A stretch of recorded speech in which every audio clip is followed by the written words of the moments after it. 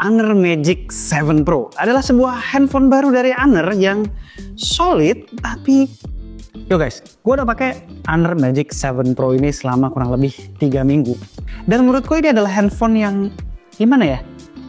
Overall solid, tapi menurut gue dia kekurangan sesuatu yang bikin dia stand out dari HP-HP lain. By the way, unit yang gue review ini masih unit mainland China yang gue dapetin dari Gondrai Store. Belum unit global, belum rilis global ya. Nah, review HP Honor kali ini akan sedikit banyak lebih relate ke kalian-kalian karena ada indikasi Honor mau jualan lagi secara resmi di Indonesia, jualan HP. Karena sempat beredar tuh lowongannya nyari marketing manager. Anyway, kita lihat apakah Honor Magic 7 Pro ini bisa jadi si pembuka jalan bagi Honor untuk bersaing lagi di Indonesia.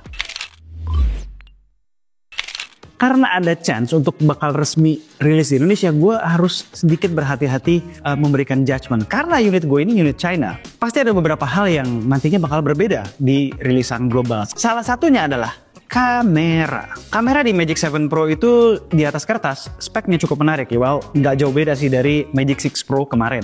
Main kameranya pakai sensor OmniVision OVH 9000 yang sebetulnya basicnya adalah OV50H tapi di custom khusus HP Honor. Kalau di Xiaomi OV50H jadi OVX 9000 tuh. Notice huruf H dan X-nya. Oh iya, dia juga punya variable aperture fisik f1.4 dan f2. Ultrawide-nya pakai ISOCELL JN1, telenya periskop telefoto 200 MP, ISOCELL HP3 di 3X. Sebetulnya dia udah mulai switch ke lensa tele itu di 2,9 kali ya, tapi ya udahlah ya, tulisannya kan di sini 3 kali. Telenya ini yang di atas kertas menarik ya, sama approach-nya kayak di Magic 6 Pro kemarin dan mirip juga sama kayak Vivo X100 Ultra. Sensor megapiksel besar ditaruh di lensa tele 3X supaya hasil tele dari 3X sampai 10 bahkan 20 kali bisa bagus semua. Setidaknya itu adalah konsepnya di atas kertas. Realitanya, telenya gimana? Di 3 kali dan 6 kali, detailnya sebenarnya bagus, tapi masuk ke 6 kali, jejak overprocessing dan sharpeningnya udah berasa. 10 kali, apalagi.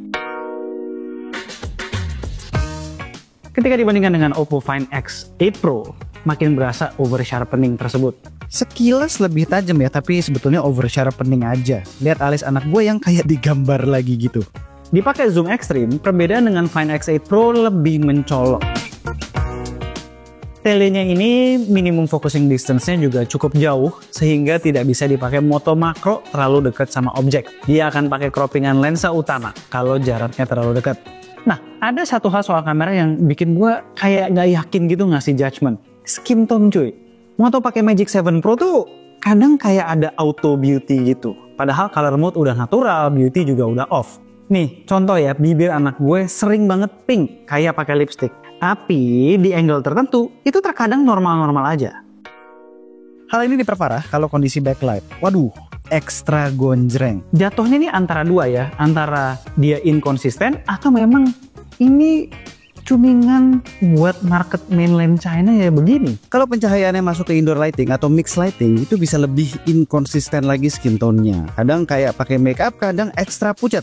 Unpredictable lah. Gue berharap kalau masuk resmi ke Indonesia, cuningannya jangan gini lah. Kalau moto yang non orang atau nggak fokus ke objek manusianya, hasilnya bagus-bagus aja. Detail cukup baik, dynamic range oke, flagship grade camera. Sampai low light pun masih oke banget berkat bukaan f1.4-nya.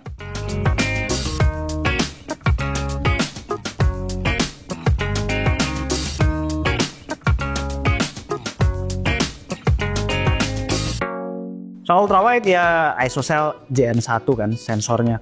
So udah ketebak hasilnya, dependable, detail cukup baik, dynamic range oke. Selfie-nya, nah ini aneh nih. Selfie-nya secara skin tone lebih natural daripada main kameranya. Justru ini yang bener. Detail segala macamnya juga cakep bro, selfie-nya. Jadi gayetnya begitu ya, Honor kalau buat global samain aja sama tuningan di kamera selfie-nya. Hal-hal lain soal fotografi cukup standar lah ya. Bisa moto objek yang bergerak cepat dengan motion sensing capture, punya 3 mode warna yaitu natural, vibrant, dan authentic. Dan terakhir, portrait mode-nya inkonsisten juga, processing dan skin tone-nya. Di portrait mode, dia punya AI Enhanced Portrait yang bikin foto portrait manusia jadi makin eye pleasing. Tapi tanpa bokeh software loh ya. Lalu di portrait mode dengan bokeh, ya sama kayak tadi di auto, skin tone sering jadi extra bright, extra kinclong. Lalu kadang kita bisa lihat jejak processing juga yang kentara.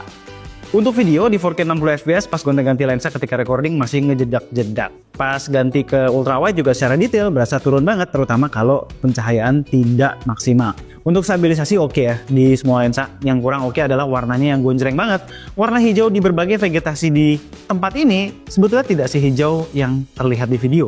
Skin tone anak gue juga sama ya, kayak di foto tadi. Gonjreng serba saturated. Yang nggak oke dari videonya adalah begitu panas, FPS bisa otomatis turun di tengah-tengah recording ke sekitar 30-an FPS. Nah ini selfie video di 4K 60 fps. Stabil sih ya, stabil, cuman memang secara image quality aja yang nggak sebagus kamera utamanya. Secara detail terutama. Kayak ada, ya itu kayak ada beauty-nya gitu sedikit, lebih halus aja muka gue. Nah ini untuk perekaman suaranya. Ini defaultnya begini, terus dia juga ada fitur noise reduction. Noise reduction on, ini noise reduction on. Ini noise reduction off. Noise reduction on, cek 1 2 3. Noise reduction off. Tapi ini nggak terlalu berisik juga sih gua di sini. Environment dimana gua ngambil video. Gitu ya soal kamera. Overall gue nggak berani ngejudge terlalu jauh soal kamera ini karena gue masih berharap tuningannya nanti di global tidak seperti ini. Dan mudah-mudahan gue benar. Buat yang nyari spek lengkap seperti biasa di K2G, rumahnya ada di deskripsi. Gue bakalan share hal-hal yang sudah gue experience selama 2-3 minggu ini aja. Lanjut, HP-nya sendiri overall cukup solid di berbagai parameter. Desainnya walau bukan selera gue, sebetulnya secara objektif cukup menarik ya. Depan belakang kaca dengan body berdesain flowing texture kalau menurut Aner namanya. Modul kameranya seolah menunjukkan Aner nggak mau dibilang mirip dengan HP lainnya yang punya modul bulat besar. Ya bikinlah kamera modul squircle. Frame-nya yang flat di keempat sisi, back covernya yang sedikit nge-curve di semua sisi, lalu layar kaca yang udah kuat curve ala 2,5D screen gitu, bikin handlingnya enak dan looks-nya definitely premium. Di bagian atas dan bawah ada stereo speaker yang kualitasnya menurut gue bagus banget. Bisa dibilang top 5 speaker yang gue cobain 1-2 tahun ke belakang. Dengerin nih.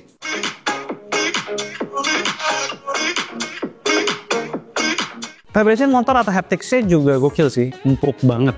Lebih enak ini daripada haptics di Find X8 Pro gue. Balik ke depan, layarnya LTPO OLED 120Hz dengan resolusi 1200 x 2800 pixel. No complaint sama sekali dari gue, dari soal ketajaman, smoothness ketika berselancar di UI, maupun warna yang akurat ketika di set ke natural.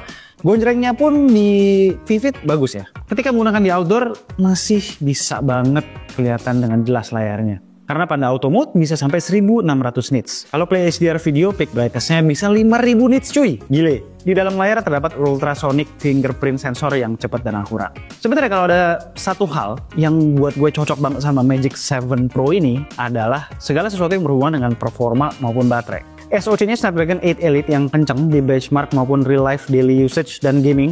Udah pada paham lah ya karakter Snapdragon 8 Elite. Yang perlu di note pas 3D Mark stress test kok panasnya naiknya cukup signifikan tuh. Salah satu yang paling panas di antara 8 Elite yang udah pernah gue coba. Ini sesuai ya dengan experience gue menggunakan kameranya secara intensif di luar. Yang bikin temperaturnya cepat naik dan FPS dalam video tuh jadi turun. Nah, di 2024-2025 ini kenceng bukan berarti boros. Dengan tes rutin ala K2G, gue bisa dapat 8 jam 17 menit cuy. Screen on time-nya dengan total nyala hampir 24 jam.